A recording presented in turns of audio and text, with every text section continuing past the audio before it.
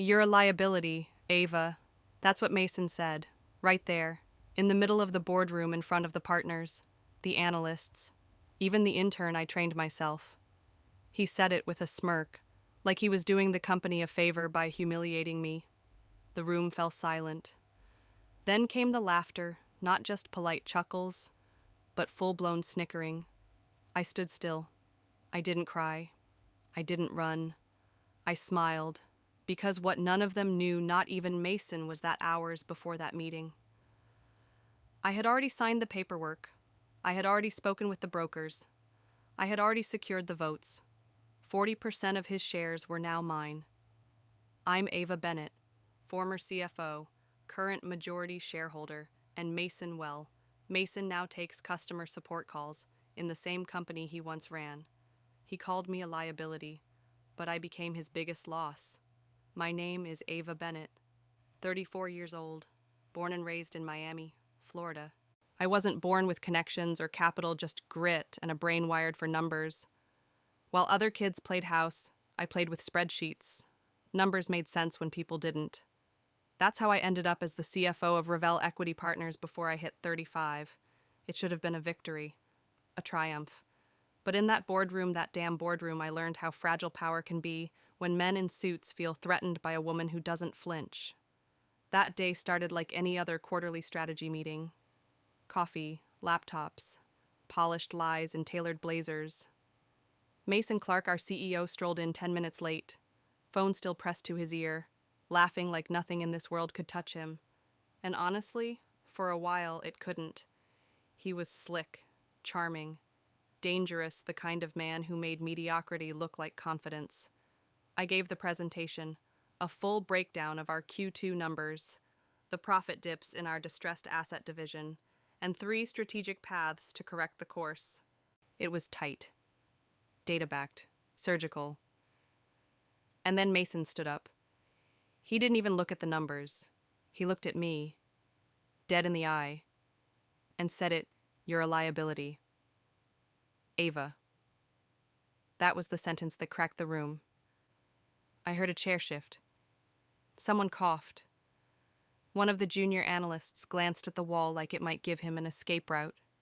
Mason continued, cool, calm, calculated. She's too cautious, too rigid. We're a growth firm. We can't afford to be dragged down by risk-averse conservatism. Not now. Dragged down. That was his phrase. I felt it like a slap, even though I didn't blink. My hands stayed folded. My voice stayed silent. But inside, I was already burning. It was public execution by charisma. He knew exactly what he was doing. He didn't need to fire me, not really. All he had to do was humiliate me enough that I'd resign myself. And to everyone watching, it would look like strategy, not sabotage. What made it worse, no one stopped him. Not even Michael Tran, the only partner who'd backed me when I joined. Not even Rachel, my friend, who looked away as if her neck might snap if she made eye contact. But I didn't walk. Instead, I stayed. I stayed for the next 37 minutes while he derailed the meeting into a TED talk about agility and vision words he barely understood but wore like armor. When it ended, I packed my laptop, walked out without a word. But as I passed Mason's chair, I said just loud enough, "The thing about liabilities, Mason, is they tend to become assets when you stop watching." He didn't respond. He didn't have to. He thought it was a weak jab, but it wasn't. It was a declaration. Because what Mason didn't know, what no one in that room knew, was that I already suspected this was coming.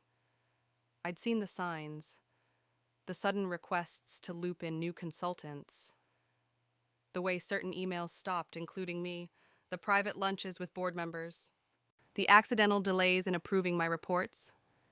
He was building his case, quietly, strategically, and I let him because while he was preparing to cut me out, I was preparing to cut him off. That night, I didn't cry, I didn't drink, I didn't rant to friends. I opened my laptop, pulled up our cap table, and started counting who still owed me favors. That was the real beginning, not the insult, not the meeting. The real beginning was when I looked at Mason Clark and decided, you want a war? Fine, but I don't fight like you. I fight in silence, and I never fire the first shot, unless I already know I'll win. Power doesn't just sit on a throne, it moves in whispers, in unsigned deals, in leverage no one sees coming.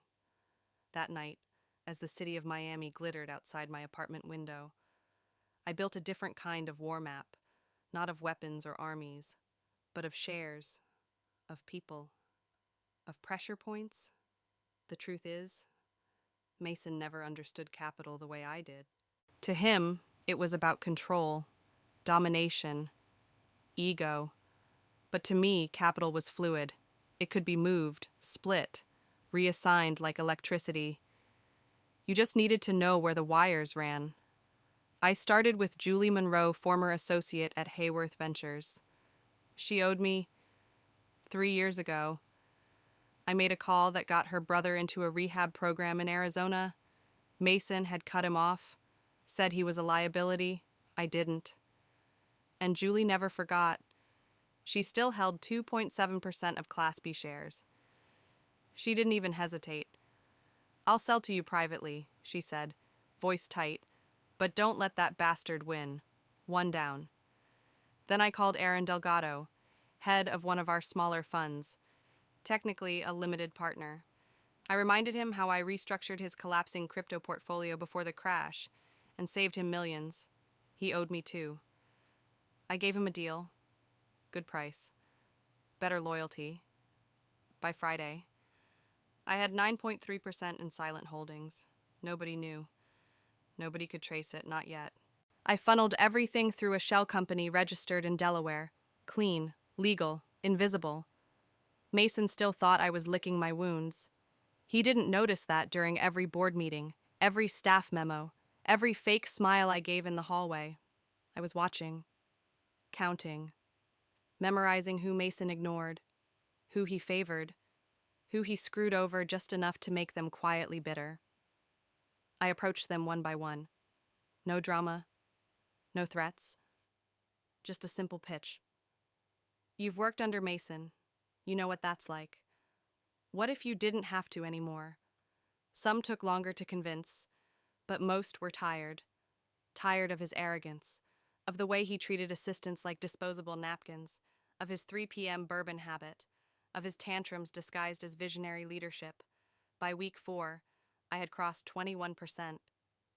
Then came the riskier part, the people who didn't owe me favors, but owed Mason resentment, like Carla Jenkins, our VP of Strategic Initiatives. She wasn't on the cap table directly, but her husband was. And guess who Mason slept with last December at the company retreat? Yeah, Carla knew. She invited me for drinks one evening and said just one thing before sliding over a manila folder. Make sure he knows this wasn't personal. The folder held proof, bank statements, hotel receipts.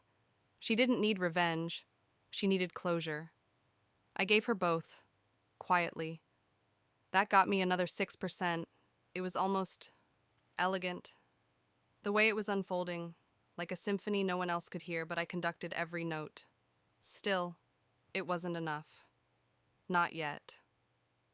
To force a vote on executive leadership, I needed 33% to trigger a motion and over 50% to win it. That's when I turned to someone I swore I'd never speak to again.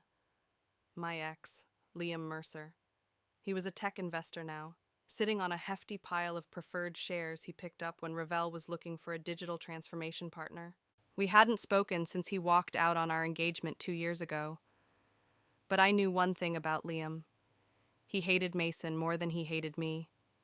When I called, he didn't answer. I called again. Still nothing. I texted once, it's about Mason. You'll want in. He replied in 6 minutes. We met in Brickell over lunch. It wasn't friendly. I should ask what you want, he said, cutting into his steak. But I already know. Then let's skip the theatrics. I need your shares. All of them. He smirked. Why should I sell to you because Mason's about to burn this company down and you'd rather light the match than be caught in the fire? His fork paused. That was the pitch that got him. He asked for terms. I gave him fair ones. He didn't shake my hand. Just nodded. Don't make me regret this. You won't. By Sunday, I had 38.4%. Close. So close I could feel it in my breath. The tension. The surge. But power isn't just about numbers. It's about timing. So I waited. I let Mason have one last show. One more victory lap. He announced a new acquisition at our Monday meeting, a wildly risky biotech startup that hadn't passed compliance. He called it a visionary leap. I called it suicide. And then, I called the board. Emergency session. I said, we need to talk about leadership. They asked why. Because I hold 51.2% of total voting shares. And Mason Clark no longer represents this company. The silence was long. Heavy. But no one argued. The game was already over. And Mason didn't even know he'd lost. The conference room was ice cold. Not because of the air conditioning, though. Yes, it was always freezing in there, but because something had shifted. I walked in with my shoulders back, head high, a folder in my hand that weighed almost nothing. And everything. The emergency session was called under Article 4, Section 7 of our governance charter. That meant it was legally binding, immediate, and any vote taken within it would stand no matter who cried foul. Mason sat at the head of the table like a man who still thought he ruled. His confidence was a costume, but the seams were starting to split. Ava, he greeted, tight-lipped, to what do we owe this sudden gathering? I dropped the folder in front of him. It landed with a soft thud, but it echoed like a bomb.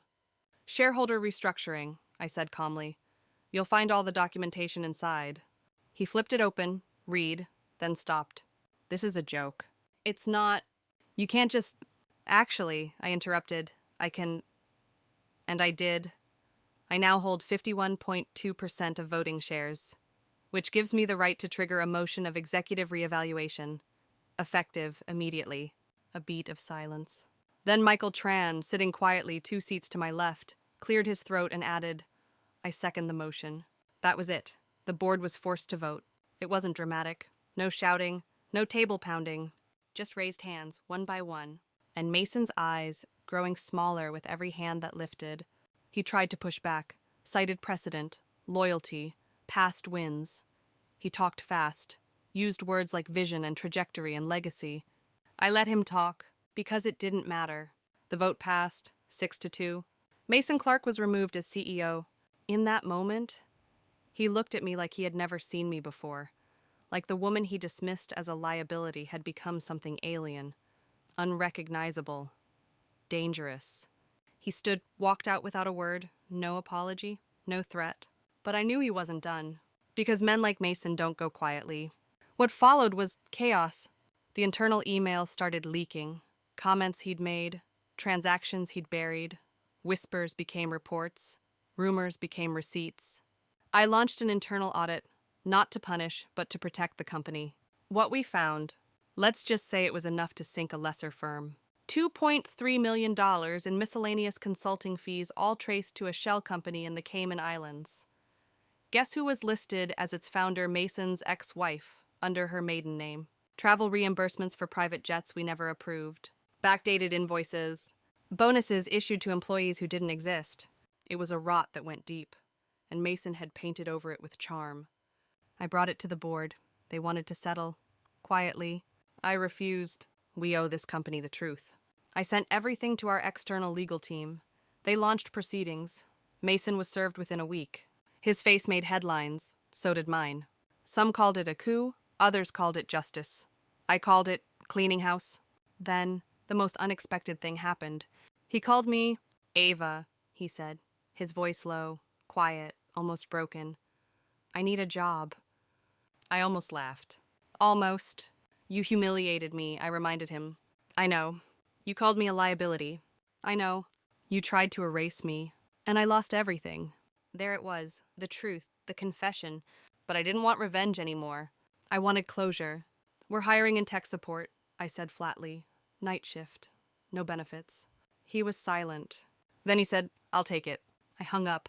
Not because I was angry, but because I knew. The story had finally turned, and I was no longer the girl in the corner being told she was too careful. I was the one holding the pen. 3 days later, he showed up. Pressed shirt, plastic badge, hollow eyes. I didn't look at him, not directly, but I left something on his desk, a single sticky note, yellow, handwritten. Some liabilities appreciate in value. He didn't respond, but I saw the way his hand trembled when he picked it up. Let that be the last lesson, I thought. Because revenge isn't loud. It doesn't scream or slam doors. It walks in quietly, takes a seat at the head of the table, and runs the company. But the truth is, this wasn't just about Mason. Not anymore. This was about every voice that had ever been silenced.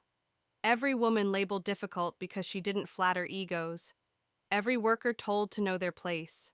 I didn't burn bridges. I bought the land the bridge stood on. And as CEO now, my first act wasn't to celebrate. It was to rebuild our broken systems, reinvest in talent Mason ignored, raise pay for our lowest tiers, create a mentorship program that didn't just give lip service but actual access. I walked the halls now not with bitterness, but with clarity. Revenge brought me power, but purpose gave me peace. And every time I passed that tiny glass cubicle where Mason now took customer calls, I remembered that what broke me wasn't his insult, it was the silence that followed. But now I had my voice, and I planned to use it for more than just vengeance. I would turn this company into something stronger, something clean, something no one could ever again call a liability. They say when you win, you should rest, pause, breathe, maybe even take a vacation. I didn't, because winning wasn't the end, it was just the silence before the next sound, the sound of rebuilding, of sweeping out the ashes Mason left behind, of rewriting the rules that had once been weaponized against me. I arrived at the office before sunrise now, not out of fear, not out of urgency, but because for the first time, I could work without looking over my shoulder. But that didn't mean I was safe. When you take power, especially from a man like Mason, you don't just inherit his office. You inherit his enemies, his secrets, his shadows. And the deeper I looked, the more I realized Mason hadn't been working alone. There were signatures on fraudulent deals that didn't belong to him, transfers approved from IPs that didn't match, vendors that were still receiving money but didn't exist. Someone inside was still bleeding the company. And they wanted me distracted. First came the leaks, false headlines, whisper campaigns that I was unstable, that I'd only gotten the CEO seat because I'd slept my way into it. They dug up an old photo from college me, drunk, laughing, red Solo cup in hand, and plastered it across finance blogs like it was breaking news. Ravel's CEO party's harder than she leads, the caption read. I stared at the screen, and I didn't flinch, because I knew what this was. A scare tactic. They wanted me to blink, to back off, to play nice. Instead, I called a company-wide meeting. I stood in front of 120 employees, lights on, mic live, heart steady. If any of you have doubts about me, I said, you're free to walk. But if you're ready to build something clean, strong, and untouchable, then stand with me. One by one, they did. Some were hesitant, but most were angry. Not at me, but at the system they had watched rot from within. Then came the breakthrough. Elena Diaz, Junior Compliance Officer, 26, quiet, brilliant, the kind of employee Mason never noticed. She sent me an encrypted email. Check the invoice trail on Parallax Holdings. Something's off. She was right. Parallax Holdings didn't exist not as a company, but it had received over $600,000 in monthly payments for consulting. We traced it to a private account, and that account led to Rachel Kim, my friend, my former ally, the same woman who'd once cried in my kitchen over Mason's cruelty. It felt like a punch to the ribs. I called her in, no lawyers, no HR, just us. She sat down, eyes tired, voice low. You don't understand. Ava, I didn't want to hurt you. I needed out. My daughter's medical bills, and Mason promised. I raised a hand. Stop, I don't want excuses. Just the truth. She cried, said she'd come clean, said she'd testify, said she'd return every cent. I believed her, but I didn't forgive her. Because betrayal from an enemy is expected, but betrayal from someone you trusted, that cuts deeper. I didn't press charges. I let her resign quietly. The board asked why. I said, because if we burn every bridge, we'll end up on an island. But I also made a choice. No more silence, no more shadows. I implemented transparency protocols, mandatory audits, anonymous whistleblower lines. Every dollar would be tracked, every vendor verified, every voice heard. I knew it would slow us down, but I wasn't building fast. I was building right. Weeks passed, then months. We landed a new deal, a tech firm based in Austin, ethical, efficient, and female-led. A headline read, "Revell Reborn under Ava Bennett's vision." I didn't smile. Not because I wasn't proud, but because I wasn't done. Late one night, I walked past the tech support floor. I saw him there, Mason, head down, headset on, handling a customer complaint about a frozen account. He looked up for a moment. Our eyes met. He gave me a nod, not of respect, not of apology, just acknowledgement. He knew. I'd done what he never could. I turned a company full of ghosts into something living. And I did it without fear, without games, without him. But that wasn't the end. Because what they don't tell you is, winning changes you. It sharpens you, hardens you, and if you're not careful, it isolates you. So I started letting people in again, not to lead, but to walk beside me. I gave Elena a promotion, made her head of compliance. I called Julie Monroe, the one who sold me her shares when no one else would, and offered her a seat on the advisory board. And I sat down with every department head one-on-one and asked the same question, what's the one thing you're too afraid to say out loud here? The answers shook me.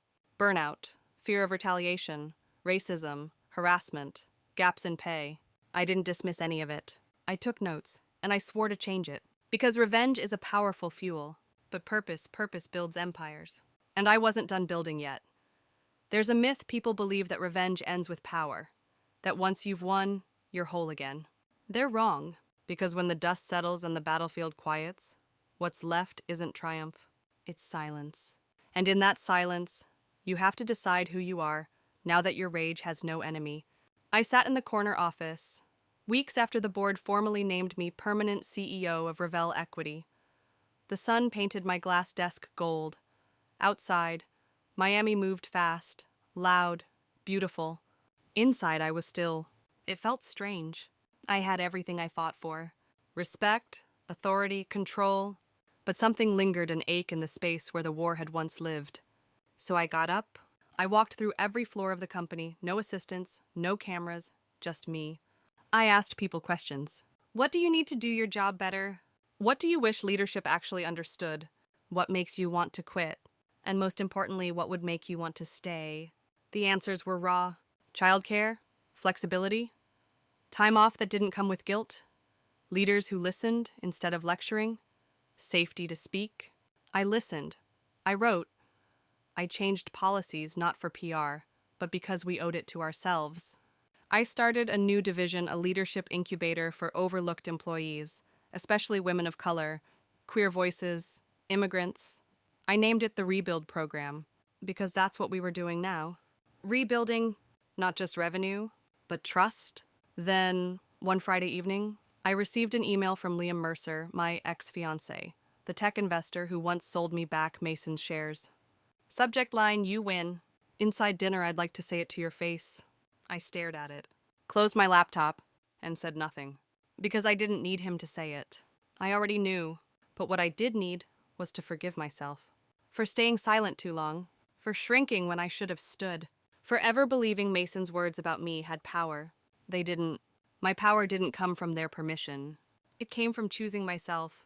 The press kept calling. They wanted interviews, cover stories, a book deal. I said no, because I hadn't done any of this to be liked. I'd done it because someone had to. Still, the world noticed. Ravel's valuation rebounded. Turnover dropped by half. And for the first time in years, people walked through those doors without dread. And Mason, he still clocked in, still answered tech tickets, still kept his head down. Some asked why I didn't fire him, why I let him stay. Simple, because sometimes the hardest punishment is letting someone live in the world they tried to destroy, without control, without glory, just reality. But there was one final thing I needed to do. Not for revenge, for legacy. I called a press conference. No leaks, no rumors, just one clean moment of truth. I stood in front of the mic, looked out across reporters, staff, strangers, and I said, power, when built on ego, is brittle, but power rooted in truth and service that endures. I didn't come here to play the game. I came here to change the rules. Then I stepped down. Yes, I stepped down as CEO, and I promoted Elena Diaz to take my place. She cried when I told her, thought it was a test. It wasn't, you earned this, I said. You kept us honest, and you kept me honest. Now go further. I took a different role, executive chairwoman. Still guiding, still protecting, but not hoarding the spotlight. Because real leaders don't cling, they lift. And as I walked out that day, past the very chair Mason once called his throne, I left a single object on the desk. My first employee badge. Plastic, scratched, corners bent, but it meant everything. Because it wasn't about where I ended. It was about how far I'd come. I was never a liability. I was the storm they never saw coming. And now I lead from peace, from purpose, and from the knowledge that I didn't just survive the fire, I became it.